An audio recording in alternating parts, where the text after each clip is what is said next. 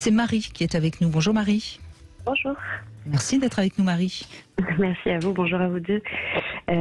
Donc moi en fait, ce que je pratique, c'est quelque chose qui souvent lorsque j'en parle m'attire un peu les foudres de certaines personnes.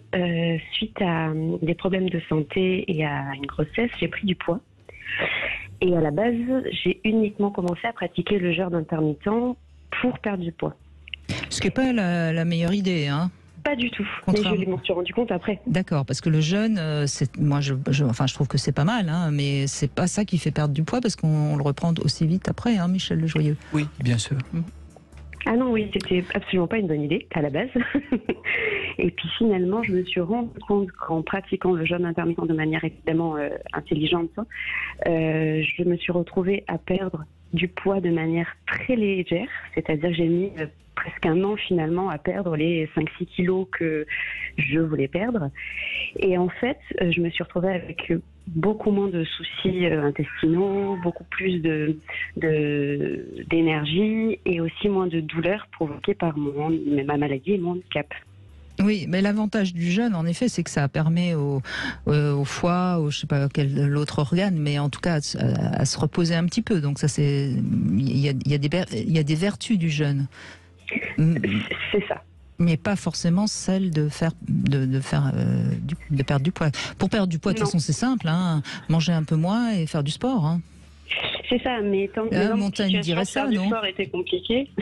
Montaigne, je sais pas tellement. Il disait de l'exercice physique, mais lui, comme il était quand même bordelais, avec plein de bonnes choses qu'il produisait, il y a aussi l'idée de continuer à se faire plaisir quand on mange. Je pense qu'une des choses importantes quand on choisit de changer son comportement alimentaire, c'est de ne pas s'imposer un régime trop sinistre et trop intenable.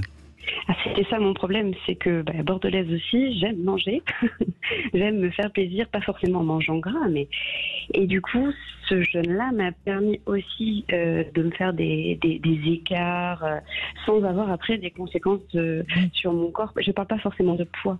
Mais est-ce qu'au fond faire un jeûne, c'est quelque part prendre une initiative, s'y tenir et faire preuve d'une certaine volonté, et ça peut être un effet positif aussi sur notre esprit, sur notre façon d'avancer dans le monde, non ?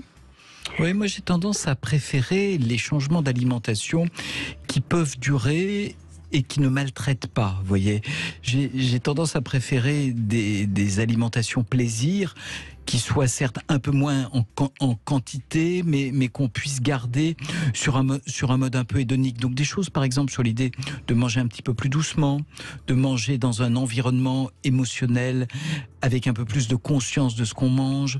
C'est peut-être plus ça, parce que j'ai tendance à penser que l'auto-contrition permanente, on la tient pas. Oui, mais un jeûne, c'est pas pendant 3 ans. Hein, oui, non, je me doutais, c'est peut-être un jour et demi par mois. Ou, enfin, je sais pas quel était votre rythme. Mais Marie, le bon comportement alimentaire qui fait du bien, c'est quand même un comportement qu'on peut garder, un peu sur le long terme. Sur le long terme. Alors justement, moi, ça fait 2 ans et demi que je pratique ce jeûne. Alors c'est pas un jeûne 24 heures où on s'affame, pas du tout. C'est juste que déjà le matin, ça va peut-être vous faire hurler vous, mais je ne déjeune pas. Ben moi non plus, alors vous voyez, si il hurle, il va se retrouver face à moi, donc je ne pense pas qu'il va hurler.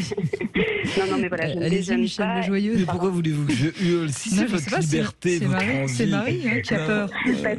Parce que souvent, c'est vrai que comme je disais, les réactions sont « mais quoi, tu ne déjeunes pas, mais tu dois être épuisé, tu dois te jeter sur la nourriture le midi ». Et en fait, pas du tout, parce que j'ai pris ce rythme et je mange tôt le soir. Mais bien sûr. Et ça me fait une longue période de jeûne que je ne subis pas. Non, mais vous savez, Marie, cette idée qu'on a, qui est très française, qu'il faut 3 repas par jour, on peut très bien n'avoir que 2 repas par jour et ça va très bien. Si en effet vous n'aviez pas réellement de plaisir au petit déjeuner, non seulement vous gagnez du temps, mais en plus vous laissez votre organisme tranquille pendant un certain nombre d'heures. Ah, mais c'est exactement ça. Alors moi j'avais révisé Montaigne, j'avais révisé la psychiatrie que j'enseigne, la psycho. Je savais pas qu'il tombait nutrition. Aujourd'hui je suis comme les mauvais élèves. Vous savez, je vais faire un appel à un ami. Je me sens aux limites de ma compétence. Il y a un sujet de nutrition pour me raccrocher un tout petit peu aux branches quand même, qui est dans le livre, puisque en faisant ce livre, j'ai vu passer une étude très étonnante dans une très très bonne revue de médecine nord-américaine qui montre que les femmes et les hommes qui mangent 20 grammes de champignons par jour sont sensiblement, c'est un effet très significatif, moins anxieux et moins déprimés que ceux qui n'en mangent pas. Alors ça a beaucoup étonné, on s'est dit en quoi j'ai essayé de manger un champignon, j'ai pas ressenti, vous le ferez autour de vous, on ne ressent pas une émotion euphorique considérable, mais ce qui est apparu quand même, et ça peut être un conseil de nutrition, c'est que le champignon, c'est un antioxydant et c'est un anti-inflammatoire. Donc moi, plus que la séquence des repas sur lequel vraiment je n'ai pas de compétences, le fait qu'on ait une alimentation riche en antioxydants, riche en anti-inflammatoires, par exemple avec des champignons, plus que des sucres rapides, du gras. Donc moi je serais tenté de dire que l'essentiel, mais en toute incompétence sur ça, c'est de pas manger de la junk food, mais d'avoir régulièrement des aliments qui vont faire du bien au cerveau. Et ça, on l'a découvert et on l'a vraiment objectivé par un effet antioxydant et anti-inflammatoire. Le modèle est de champignons, omelette aux champignons, sauce aux champignons, soupe de champignons. Les auteurs sont allés très loin dans les recettes. Bon, bah écoutez... Testez-le, vous verrez, ça a un effet radical. Je testerai. Mais c'est pas tellement la saison des champignons, là, Michel. Non, c'est vrai. Ouais, mais on en trouve, même un peu surgelé, même voilà, on finit par en trouver. Et en tout cas, c'est intéressant de repérer, et il y a d'autres études, par exemple, qui avaient comparé chez des femmes asiatiques le régime asiatique classique et le régime fast-food, hamburger, coca. Il y a clairement une augmentation de la prévalence de l'anxiété et de la dépression, au-delà de tous les effets somatiques, chez ceux qui ne mangent que des sucres rapides. Et ça, il y a des effets objectifs. Le sucre rapide, un pic d'insuline, on a faim, on en a tous fait l'expérience, on a faim juste après. Alors que des sucres lents, des antioxydants et des anti-inflammatoires vont aussi agir sur le cerveau comme ça. C'est pas Montaigne qui avait dit tu creuses ta tombe avec tes dents ? Ça pourrait. Ça pourrait. Et de toute façon, comme c'est ce que je vous disais, il est très gentil, donc on peut lui donner ça aussi. On peut lui donner ça aussi. Moi, depuis que j'ai sorti le livre, j'ai eu aucun retour négatif de sa part, donc je pense qu'il est d'accord avec tout. Bon, ben on va voir d'ici 16h de Montaigne. Si vous n'êtes pas d'accord, si ce n'est pas vous, faites-nous signe. N'hésitez pas à nous appeler. Faites-nous signe, nous l'entendrons, ce signe, Montaigne. Bon, Marie, merci de ce témoignage, mais moi je suis d'accord avec vous en tout cas. Montaigne et Michel Lejoyeux, pas tout à fait sur cette histoire de passer le petit déjeuner. Moi j'aime bien l'alimentation naturelle. Vous voyez, naturelle en termes de rythme, naturelle avec ce qu'on mange. Donc si votre nature, c'est vraiment de faire que j'ai l'impression de suivre mon rythme comme ça. Bah voilà.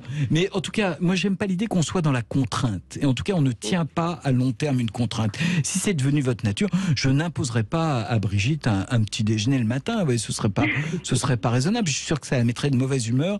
Et voilà, et elle ferait pas des émissions aussi souriantes. Je me mets pas comme ça aussi facilement de mauvaise humeur non plus. Bon, voilà. Non.